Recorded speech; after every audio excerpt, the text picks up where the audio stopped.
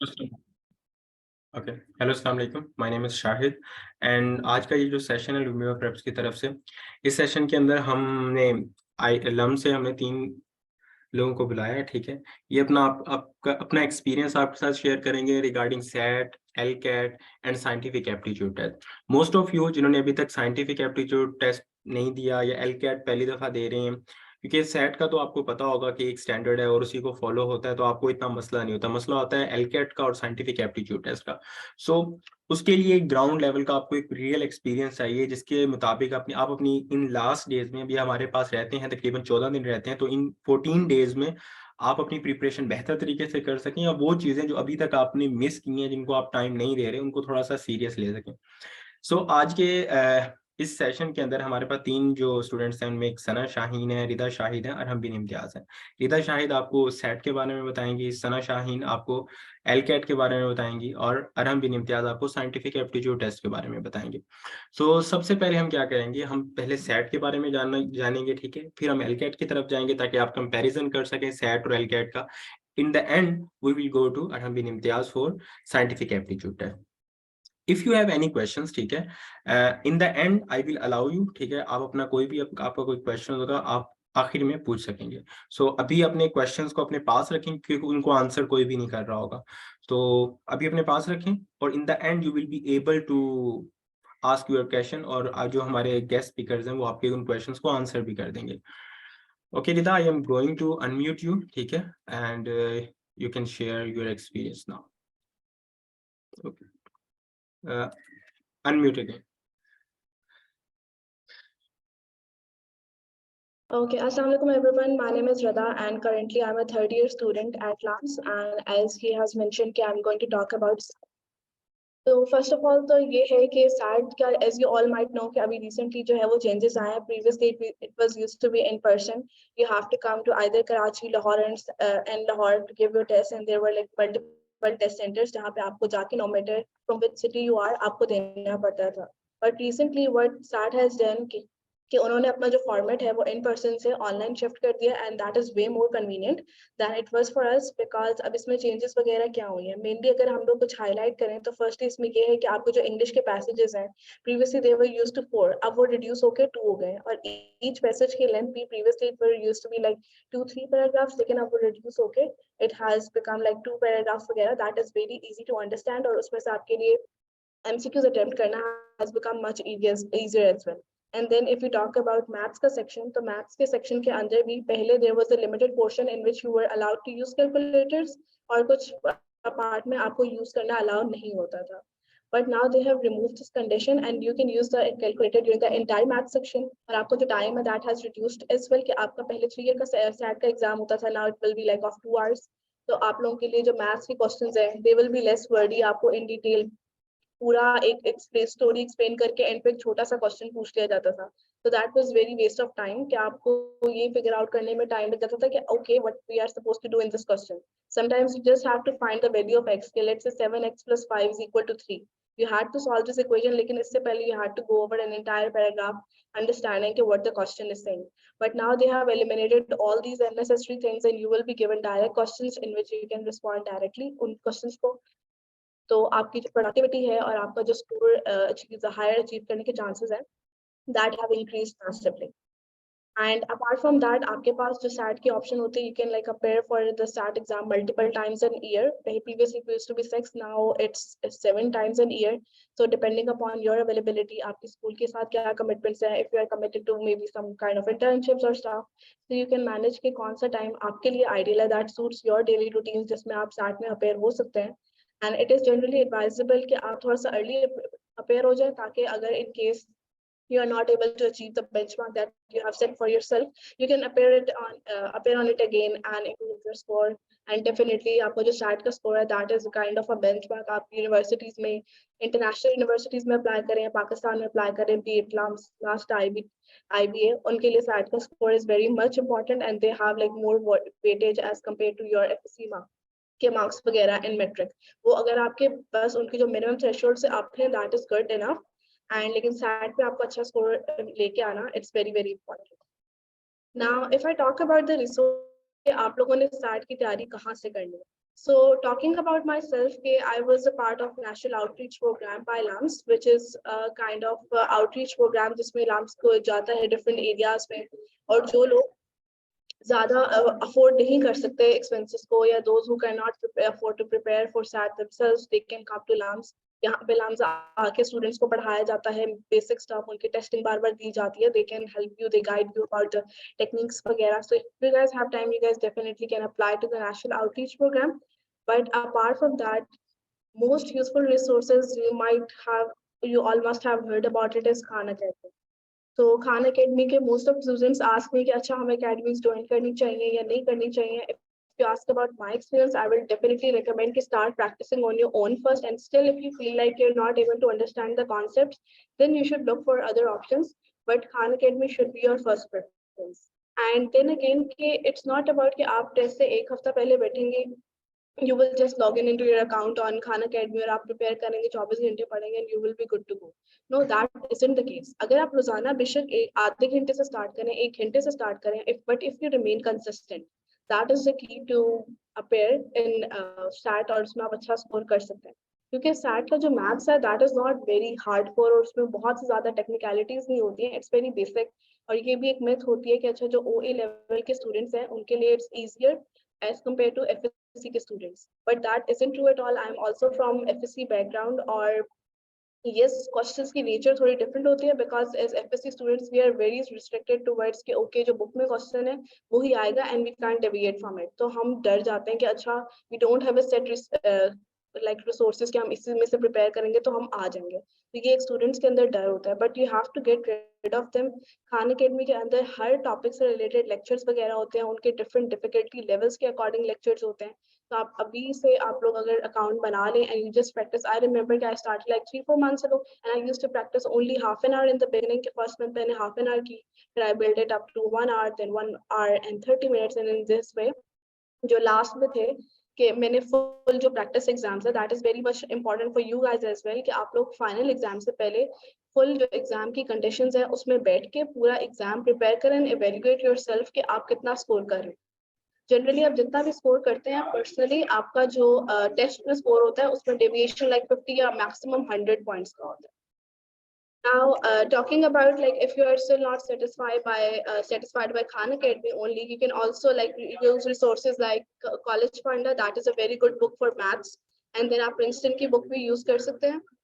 Like it's not one preference over the other, but it's just like multiple resources you can look into, and whichever is more accessible to you, you guys can use that.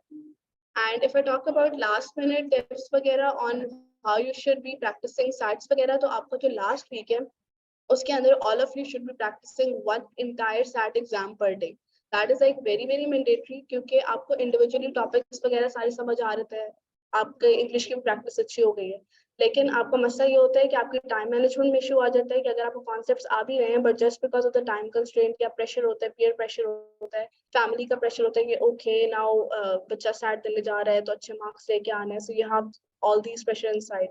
तो उसको आपने overcome करना है and just practice one SAT entire exam every day, and 6 times जब आपने prepare कर लिया होगा देन एग्जाम वाले डे पे you will be confident enough to attempt your exam and just be relax. Exam से पहले रात को कंप्लीट आपकी नींद होना, सुबह ब्रेकफास्ट करके जाना, all these things we take really for granted कि अच्छा यार नाश्ता ही है ना, फिर कर लेंगे, एग्जाम है हमारे पास टाइम नहीं है.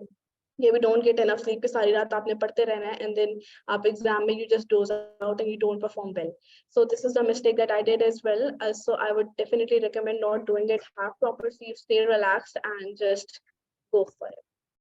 So I guess that's pretty much from my side. If you I can like hand over to Sam. Okay, thank you so much रिदा. रिदा ने अपने बहुत एक बेहतर तरीके से अपनी तमाम तरह आपको कहानी सुना दी कि कैसे उन्होंने NOP से स्टार्ट किया और उसके बाद उन्होंने अपनी सारी स्टैट की प्रिपरेशन ऑनलाइन की. So now we have a next person like Sana Shaheen and she will share her experience how she attempted LCAT. Okay, Sana, I am going to unmute you. Okay, Sana Shaheen. Okay. So am I audible? Yeah, you are audible now. So first of all, Assalamu alaikum everyone. This is Sana Shaheen, and first of all, thank you very much to Shahid Rasool for inviting me and honoring us over this platform, and ताकि बाकी जितने भी aspirants हैं उनको भी थोड़ी motivation मिल सके. So a little about myself. I am basically a first year student at LUMS School MGS HSS with intended major in English literature. So अच्छा. Basically, I would be talking about LCAT, that is LUMS Common Admission Test. अच्छा पहले SAT के बारे में तो रिदा ने काफ़ी अच्छा जो है और पूरा एक कम्प्रीहेंसिव उन्होंने एक्सप्लेन कर दिया. That is the second option. और इसके अलावा जो है आपके पास LCAT का भी ऑप्शन होता है, जो आप अगर आप SAT नहीं देना चाह रहे या whatever the reason is, तो आप LCAT देते हैं. अच्छा, तो first of all the thing that I want to talk about is that कि सबसे पहले आपको प्रिपरेशन करने से पहले और अपना स्केड्यूल बनाने से पहले the first thing that you have to do is you have to make your mind right, कि आप जो है आपने ये अपना माइंड बनाना है कि आपने किस तरह से परसिस्टेंट होके और एक कंसिस्टेंसी के साथ अपनी प्रिपरेशन को कैरी आउट करना है. क्योंकि अगर आप ऐसा करेंगे कि आपने एक दिन प्रिपरेशन की है, फिर आपने 4 दिन नहीं की और फिर एक दिन की है, तो इस तरह से आपका सेट होना है और ना LCAT होना है. तो first thing is to make your mind right. अच्छा, and why this is important because क्योंकि मेरा भी FSC प्री मेडिकल का बैकग्राउंड था. तो ये जो टाइमिंग है बेसिकली जो जिस टाइमिंग पे आई थिंक मार्च अप्रैल में जो आपका भी LCAT होना है, तो इस पर ये वो टाइम होता है जब आपके बोर्ड एग्जाम्स भी बहुत करीब आ रहे होते हैं. ठीक है, तो वो स्टूडेंट्स के बहुत ज़्यादा एक ओवरवेलमिंग सा होता है कि यार पता नहीं हम एक अनसर्टेन सी चीज़ के लिए बिल्कुल प्रिपेयर कर रहे हैं और पता नहीं ये क्लियर भी होगा कि नहीं. और आपका जो आई कैन स्टिल रिमेंबर के I was preparing for LCAT और मेरा जिस दिन LCAT था उससे 2 दिन बाद मेरा बोर्ड का एग्जाम था प्री मेडिकल का. तो वो आपका पूरा बैच जो है वो फिर बोर्ड के एग्जाम के लिए प्रिपेयर कर रहा होता है और आप एक और बिल्कुल अलग चीज के लिए प्रिपेयर कर रहे होते हो. But the thing that is required that is basically कि आपका एक माइंड सेट होना चाहिए and you should have believe. First of all आपके अपने अंदर एक बिलीव होना चाहिए कि मैं कर रहा हूँ तो इंशाल्लाह हो जाएगा.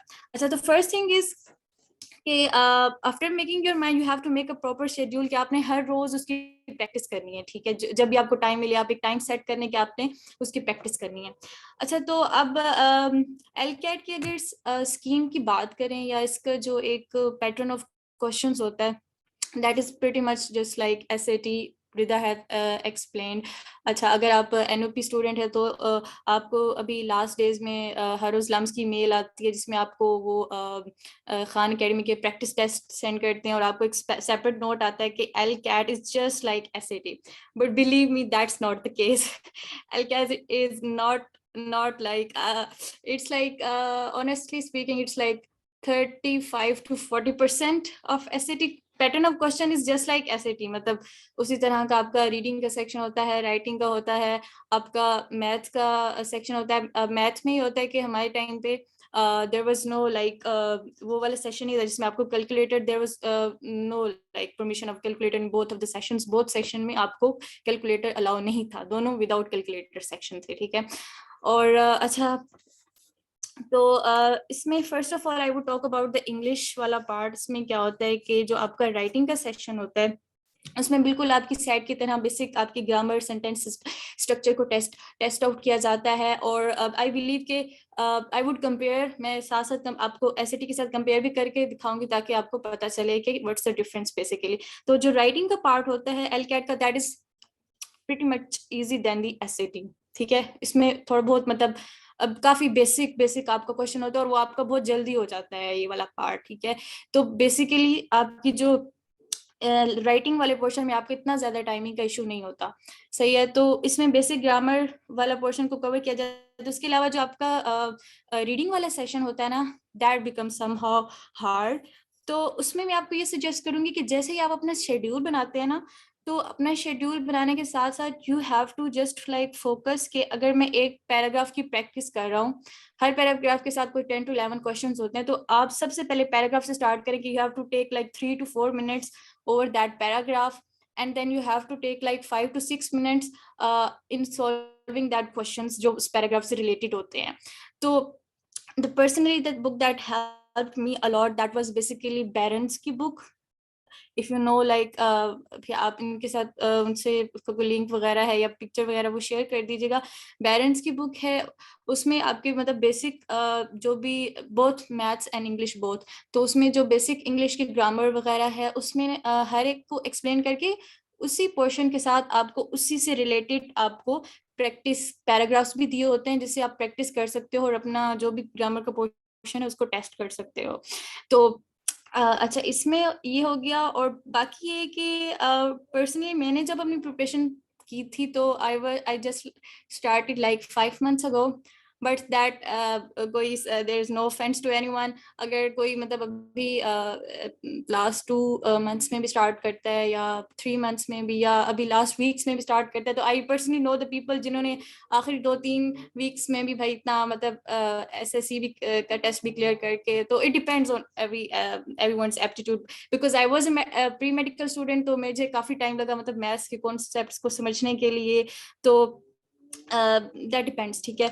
तो अच्छा, अब ये होता है कि इंग्लिश के लिए मैंने पेरेंट्स ने काफी मुझे हेल्प किया। दूसरा ये कि अगर आप पहले रीडिंग करते रहते हैं, लाइक अगर आप आर्टिकल्स वगैरह पढ़ते रहते हैं, अच्छा अब लोग क्या करते हैं कि they just start to cram the vocabulary, like कि इफ वी मेमोराइज वोकैबुलरी के वर्ड्स डिफरेंट, तो हमें वो जो है सेट क्या होता है उसके पैराग्राफ्स को सॉल्व करने में काफी जो है आसानी हो जाएगी। I think that's not the case कि जितनी आपकी ज्यादा प्रैक्टिस होगी ना उतना ज़रा आपको जो है आसानी होगी, क्योंकि सेट में ये होता है कि you must not know all the vocabulary, but you must know this like scheme of the question, कि आप जब आपको एक पूरा पिछला कॉन्टेक्स्ट पता होता है ना, तो आपको पता चल जाता है कि अच्छा ये इस वर्ड का क्या मीनिंग होगा या ये वर्ड किसके लिए यूज किया गया है, ठीक है। तो basic the key factor is in English, in acing English is your practice, ठीक है। तो ये जो इसके अलावा पेरेंट्स में की बुक भी होती है, इसके अलावा कॉलेज पांडा इंग्लिश की बुक भी होती है। तो the basic thing which will help you, that's advantageous in these books, is their practice tests. Go for them, just practice them, अपनी आप स्टॉप पर सेट करें, उसके ऊपर प्रैक्टिस करें। इसके अलावा Khan Academy is also one the option, but that's my personal experience. अच्छा, now coming to the maths वाला section, that was horrible for me LCAT का। तो उसमें ये था कि बेसिकली मैथ्स में आपके मेजर जो टॉपिक्स होते हैं ना, इसलिए आपका ट्रिग्नोमेट्री होता है, अलजेब्रा होता है, आपके प्रोबेबिलिटी के क्वेश्चंस होते हैं, आपकी ज्योमेट्री होती है, आपका पॉलिनोमियल्स के क्वेश्चंस होते हैं। तो like major area of questions या जो एक एरिया ऑफ टॉपिक्स जो एक आपका सिलेबस होता है, that's like SAT। But set के अंदर ना आपको इतना टेक्निकल करके नहीं बताया जाता, जैसा रिदा ने बताया ना कि उस तरह से आपको घुमा फिरा के उस तरह क्वेश्चंस नहीं दिए जाते। बट LCAT में आपको पता चलता है कि अच्छा, तो उसमें ना थोड़ा आपको ज्यादा अभी जैसे अभी मैंने प्रीवियस दिया था, तो इट्स लाइक बहुत ओल्ड सेट के क्वेश्चंस उन्होंने दिए हुए थे, और उसमें ये था कि आपको थोड़ा सा वो टेक्निकल बना के उन्होंने दिया हुआ था। That was difficult then that of SAT। तो ऑन एवरेज अगर हम बात करें तो जो LCAT का इंग्लिश का सेक्शन होता है, that is pretty much easier than SAT, but the math section that is pretty much difficult than that of the SAT, right? So the thing that because I was a medical student, ठीक है, तो जो मुझे इस चीज में बहुत help किया, तो मैंने 2 बुक्स यूज की थी for acing maths, and that was College Panda and College Panda के साथ बैरेंस की बुक। अब बैरेंस की बुक में ना उन्होंने जो बेसिक कॉन्सेप्ट्स है ना, उनको काफी अच्छे तरीके से एक एक पॉइंट को, जैसे मतलब मेरे जैसा ब्लैंक स्टूडेंट हो, उसको बिल्कुल मैथ्स ना आती हो, तो उसको जो है बिल्कुल उन्होंने बहुत अच्छे तरीके से एक्सप्लेन किया हुआ है। तो मैंने इन दोनों बुक को कॉन्साइड करके लाके, लाइक अगर मैं एक टॉपिक जो है कॉलेज पांडा से पढ़ रही हूँ, तो वही टॉपिक मैंने बैरेंस में जाके खोला है, और आई जस्ट सा के मतलब अच्छा इसमें कौन कौन से पॉइंट्स उसने एक्स्ट्रा बताए हुए हैं। और फिर जब आप एक टॉपिक करते हो, तो फिर उससे जाके रिलेटेड आप जाके प्रैक्टिस टेस्ट करते हो, ठीक है। तो उससे इंशाल्लाह आपका इम्प्रूव हो जाएगा इससे। और थर्ड थिंग इज दैट के LCAT में प्रीवियस टाइम हमारा उससे हमसे जो पिछला टाइम था उसमें ऐसे था, बट हमारे टाइम पे ऐसे देयर वाज नो ऐसे इन LCAT, and I think SAT से भी रिमूव्ड हो गया ऐसे। तो देयर वाज नो ऐसे वाला पार्ट। और on whole what I would like to say is के बेसिकली आपकी परसिस्टेंसी और आपकी कंसिस्टेंसी मैटर करती है। जो लम्स में चले जाते हैं, जो एलकेट क्लियर कर जाते हैं, उनके सरों पे कोई सींग नहीं होते, ना मेरे सर पे कोई सींग है। तो it's not the case, just your persistency matters, okay, and your believe in your self.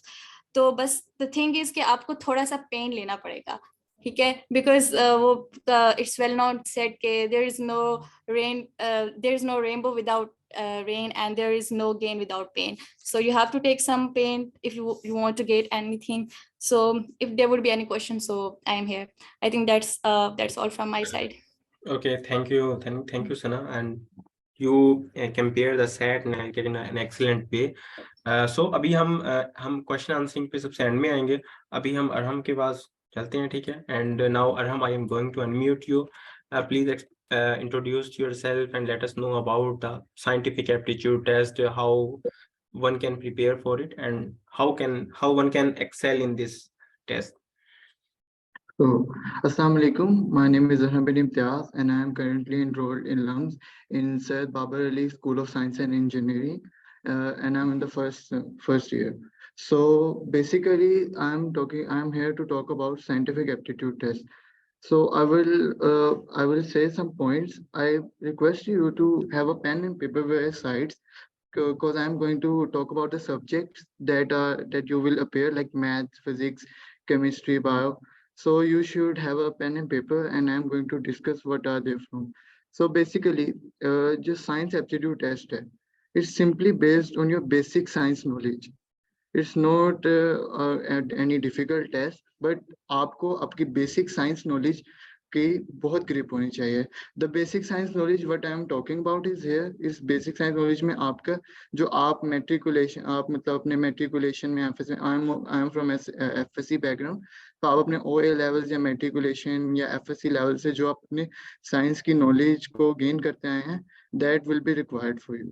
So my tips, मेरे जो टिप्स हैं आपको उस दिन के लिए, जिस दिन साइंटिफिक एप्टीट्यूड टेस्ट होगा, आपको चाहिए कि आप लोग, जैसे सना और इधर ने बहुत अच्छे तरीके से एक्सप्लेन किया, कि आपको मतलब वहाँ वेल प्रिपेयर्ड होके और फोकस होके जाना होगा. फोकस होना is the thing that required to be in love. तो आप अगर फोकस हैं, जैसे सना ने कहा आपका माइंडसेट बना हुआ है, रिदा ने कहा कि आपका फोकस्ड है, तो आप इंशाल्लाह जरूर लम्स आएंगे.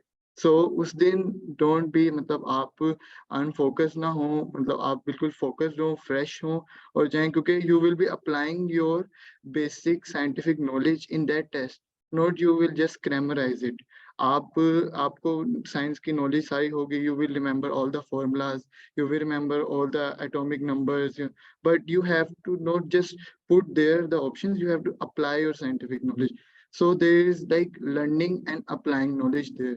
उसके लिए मैं एग्जांपल आपके साथ एक शेयर करता हूँ कि आपको you know that what is speed and what is time. Well, you can specify, you can write a definition or you can write its formulas वगैरह, but अब मैं आपसे कहूँ कि what is speed in terms of time. So we all know speed is equal to distance over time. तो ये चीज है, ये स्पीड और टाइम, इनकी आपको नॉलेज थी, आपने उससे डिस्टेंस निकाला, ये आपने उस नॉलेज को अप्लाई किया. So that is the basic idea, मतलब बहुत बेसिक मैंने अभी आपको बताया, that I can give you for scientific aptitude test.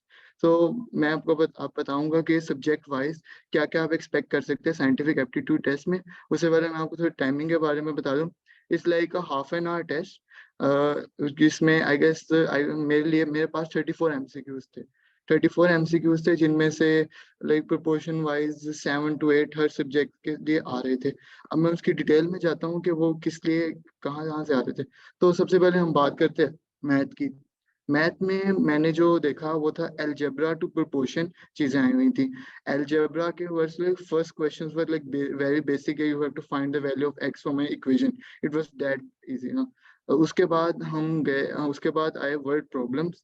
Word problems में हमने रिलेशनशिप्स बनाए, जिसको आप प्रोपोर्शन भी कह सकते हो, like irrational reason, and there was also some discussion of rational and irrational numbers. ठीक है, तो आप मेरी बात से समझ रहे होंगे कि ये बेसिक सब्जेक्ट्स जो हम पढ़ते आ रहे हैं अपने ओए लेवल्स में भी, अपने मैट्रिक एफएससी में भी, ये वो चीजें जो हम पढ़ते आ रहे हैं. सो आपके बेसिक क्लियर होंगे तो you can ace that test easily. इस टेस्ट का रिजल्ट कोई नहीं आता, लेकिन इफ यू आर बेसिक, आपने अपने बेसिक नॉलेज को आप यूटिलाइज करके वहाँ आए हैं, you will get good marks. इसके अलावा फिजिक्स में हम मैथ का मैंने आपको बताया कि आपको वर्ड प्रॉब्लम्स, अलजेब्रा और प्रोपोर्शन आप एक्सपेक्ट करेंगे। तो अभी मैं फिजिक्स में आता हूँ। तो फिजिक्स में there like two types of physics, एक बहुत थ्योरेटिकल है लाइक थ्योरीज वगैरह, और एक न्यूमेरिकल बेस है जो इसको हम प्रैक्टिकल फिजिक्स में भी कंसीडर कर लेते हैं। So what I saw in scientific aptitude test was mostly theoretical physics, और जो न्यूमेरिकल फिजिक्स जिसको हम प्रैक्टिकल मैं कह रहा हूँ वो भी बहुत बेसिक नॉलेज पे थे, बट थ्योरेटिकल लाइक आपको अगर if you have read Compton's effect और if you have read Newton laws of motion, आपको उनके कॉन्सेप्ट, आपको उनके बेसिक्स क्लियर होने चाहिए। This is like the basic scientific things ना, जो आपको क्लियर होने चाहिए।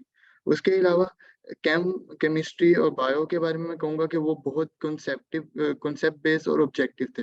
ऑब्जेक्टिव से मुराद ये है कि मतलब like one word answer, like मैं एक एटॉमिक नंबर भी पूछा हुआ था किसी का, तो मतलब वो एक आध सवाल आएगा। बाकी कॉन्सेप्ट बेस्ड वहाँ बहुत ज्यादा है, like what is an atom, if you are in a, मतलब अगर एग्जांपल मैं देना चाहूँ, if you are in a second shell तो एनर्जी का क्या डिके होगा। It was like that was the most difficult one ना, क्योंकि बाकी जो थे वो बहुत आसान से क्वेश्चंस थे। उसके अलावा जब the thing was that you can expect logical reasoning questions in their. Logical reasoning questions is like the basic question जहाँ आप if you are like very good at memorizing thing, logical reasoning questions में भी you have to apply that knowledge, और वहाँ you can see some drawback अगर आपको समझ आ रही।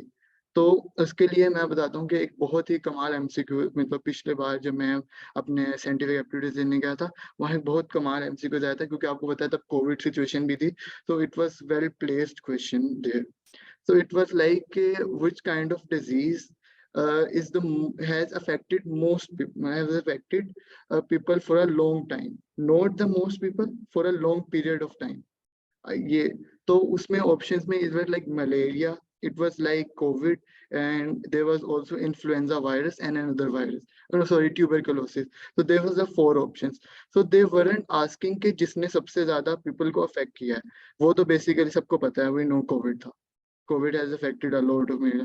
So there was like malaria, जो कि पहले 1970s में एक outbreak आया था, and फिर there was like tuberculosis that is for a long time, but it affects not a great amount of people. So the people were like they're thinking कि यार COVID ही होगा, क्योंकि there was COVID की situation चल रही थी, ये सब कुछ चल रहा था, but they didn't understand the statement basically कि affected for a long period of time. तो influenza virus is basically is a pure form और लाइक जुकाम, जो हम सबको जुकाम हो जाता है हर विंटर वगैरह में, या आप समर में भी कुछ लोगों को हो जाता है जुकाम। तो इन्फ्लुएंजा वायरस उसकी ऑप्शन थी, क्योंकि उसने लोगों को लॉन्ग टाइम के लिए अफेक्ट किया। नो, अब आपको डिजीजेस का सबका पता था कि what Covid do, what malaria do, what influenza virus do, लेकिन उसको अप्लाई करना आपने किस तरह के कि कौन सी चीज ज्यादा टाइम के लिए लोगों को अफेक्ट कर रही है। तो इन्फ्लुएंजा वायरस उसकी ऑप्शन थी रही। और बाकी जैसे रिजान एक्सप्लेन किया कि कोई स्पेसिफिक सब्जेक्ट की प्रॉब्लम या कोई एफएससी ओ लेवल्स ग्राउंड की प्रॉब्लम नहीं होती। इफ यू जो आपने पढ़ा हुआ है आपको वही दिखेगा, कोई भी ऐसी चीज नहीं होगी जो आपको बिल्कुल ही आउट ऑफ द ब्लू आ गई है कि यार ये क्या हो गया, मैंने तो इसके बारे में कुछ पढ़ा ही नहीं था। ऐसा कुछ भी नहीं होगा। जो आप पढ़ते आ रहे हैं, जो आपकी बेसिस हैं, उन्हीं में से चीजें आएंगी। Just you have to be focus there and apply your scientific knowledge there. So last में मैं कहना चाहूंगा कि डोंट पैनिक। ये लाइक सैट एंड एलकैट से बहुत इजी टेस्ट है। It's like just 30 minutes test where you should be like focus for 30 minutes and you can easily ace this test. LCAT and SATs are like very comprehensive like tests. Even online version भी उसका है, it's very comprehensive. But the scientific aptitude is like a very specific short test that requires only your focus and your basic knowledge. मैं बार बार basic science knowledge की बात इसलिए कर रहा हूँ क्योंकि ये चीज आपकी बिल्कुल क्लियर होनी चाहिए। मतलब if you don't know what is an atom, if you don't know what are shell numbers, then आप उस knowledge को apply करके उन MCQs को solve भी नहीं कर सकते। ठीक है, तो लास्ट मतलब बताऊंगा कि your learning application is tested, जो मैंने स्टार्टिंग में बात की कि ये आपके पास जो नॉलेज थी, आपके पास जो फॉर्मूलाज थे, you are basically applying them. ठीक है, और अपने रिसोर्सेज के बारे में शेयर करूँ तो मैं शाहिद के साथ वो वेबसाइट भी शेयर कर दूंगा. It's like aptitudetest.com. there is a slash between aptitude and test ना. It's like a very good website for this. अभी तो मैं I was researching for you कि अब मैं इनको कौन सी वेबसाइट रिकमेंड कर सकता हूँ. मैंने तो देखा कि डोगर वगैरह के नोट्स आ चुके हैं इस 30 मिनट्स के टेस्ट के लिए और काफी सब कुछ इतना का आ चुका है. But I would like to say कि ये जो फोकस है ना, जैसे सना ने बैरन के बात की, आप बुक्स का इन पे लगाएं. सेट के लिए आप अपने बेसिक को रखें and try to practice. SAT, LCAT, and scientific aptitude test doesn't require your good memory. It doesn't require कि आपको concept समझने थे. It requires आपको आपकी practice की. The more you practice, the more score you will get. ये मेरा था और इसीलिए सारे जो SAT के लिए मैं भी एक रिकमेंड करूंगा कि सारे practice test if you can please do. Scientific aptitude skills के लिए एक दिन बैठें, अगर आप टाइम निकाल सकते हैं. वो एप्टीट्यूड टेस्ट एक ना करें, एक करें तो आपका एस हो गया. डोंट थिंक आपके 10 आउट ऑफ 10 आ गए तो हमने कहा चलो यार मेरी एप्टीट्यूड टेस्ट की तैयारी होगी. नहीं, आपने दूसरा देना है, तीसरा देना है और उसमें डिफरेंट ऑप्शंस होती हैं. तो try for the physics one, go for the maths one, go for the numericals one as well. So the more you will practice, the more you will get your chance. Last में tip मेरे लिए यही है कि last day में आप अपने aptitude test को जो जहां आप प्ले करी जा रहे हैं, साथ साथ अपने जो बेसिक नॉलेज है उसको रिवाइज करते जाए. साइंस की revise some common formulas, revise some like algebra में there is a quadratic equations and all that ना, रिवाइज दैट. फिजिक्स में you should revise basic formulas like Newton के फॉर्मूलाज आपको फिंगर टिप्स में होने चाहिए. और बेसिकली केम बायो के लिए भी केमिस्ट्री एंड बायो के लिए, because it's like very specific. Some people don't take it in O levels. और हमारे एफएससी में भी केमिस्ट्री और कंप्यूटर में से आप एक चीज ले सकते हो, आप एक चीज लेते हो. तो उसमें भी ये होता है कि आप ये नहीं कहेंगे यार मैंने नहीं केमिस्ट्री ली थी तो अब मैं तो जाना ही लम CS करने हैं तो मैं क्या करूंगा. पर आपने 8 में तो ली थी ना, आपने 7th में तो ली थी. वहां आपकी जो नॉलेज है आपको बेसिकली उसी के ही क्वेश्चंस मिलेंगे. ठीक है. So that's it for me. If you have any question, I am forwarding it to Shahid. Arham, I just want to ask one question. जैसे sure. प्री मेडिकल स्टूडेंट्स जो होते हैं उनका जो बैकग्राउंड होता है, they have pre medical background, और उन्हें एक ये चीज फेस होती है कि उन्होंने मैथमेटिक्स नहीं पढ़ी होती. ठीक है, तो जो साइंटिफिक एप्टीट्यूड टेस्ट में होता है, क्या मैथमेटिक्स होती है? इसी तरह जो प्री इंजीनियरिंग करके आ रहे होते हैं उन्होंने बायो नहीं पढ़ी होती, तो ये स्टूडेंट कैसे एक दूसरे को टैकल करेंगे? या उसके लिए मैं ये बताना चाह रहा, मतलब जो मेरी लास्ट बात में यही था कि जो SAT और LCAT हैं वहाँ दिस थिंग मैटर. तो आपके मैथ का ना you have to do some extra work if you are not from a math background.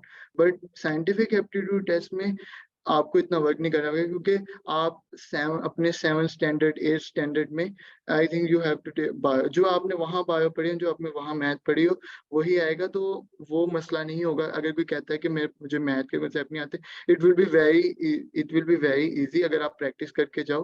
कोई SAT या LCAT के टाइप की मसला नहीं होगा. ये प्री इंजीनियरिंग वालों के लिए भी यही बात कि इतना मसला आपको बायो में नहीं होगा. लाइक जो मैंने आपको एग्जाम्पल दी ना इन्फ्लुएंजा वायरस की, आपको इन्फ्लुएंजा वायरस की, इट्स लाइक बेसिक नॉलेज. हमें पता है कि व्हाट इज मलेरिया, हमें पता है what is influenza virus. Like अब कोविड में भी टर्म मलेरिया. तो इस किस्म के लॉजिकल रीजनिंग के क्वेश्चंस आ रहे हैं और ये तो इतना इशू नहीं होना चाहिए. ओके. सो यानी यहाँ पर एक जो होता है ना, स्टूडेंट्स के माइंड में होता है कि for engineering we have ECAT, ठीक है, and for medical background like we have MD-CAT. तो मेरे ख्याल से स्टूडेंट जब जो इंजीनियरिंग का सोच रहे होते हैं और ये साइंटिफिक एप्टीट्यूड टेस्ट है, तो इनकी इन ECAT की डिफिकल्टी लेवल को और वो साइंटिफिक एप्टीट्यूड की टेस्ट की डिफिकल्टी लेवल को सेम कर रहे होते हैं. सो ऐसा कुछ नहीं है. ऐसा बिल्कुल भी नहीं है. ये मेरी भी बड़ी मिसकंसेप्शन थी जब मैं अपना टेस्ट देने गया था कि यार I am going to give another NET, I am going to give another ECAT. But it's like half an hour का टेस्ट हुआ जिसमें बहुत बेसिक क्वेश्चंस थे.